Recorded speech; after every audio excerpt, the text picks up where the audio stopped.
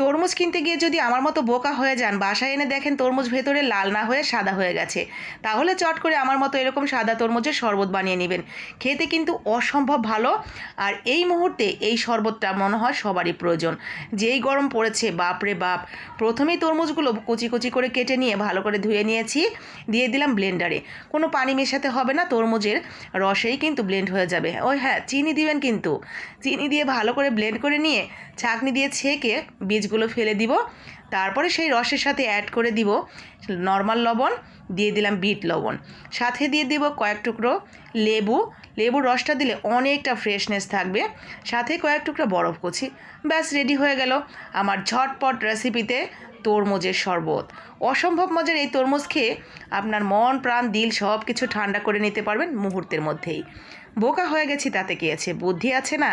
সেই সাদা তরমুজের শরবত দিয়ে কিন্তু পুষিয়ে নিলাম।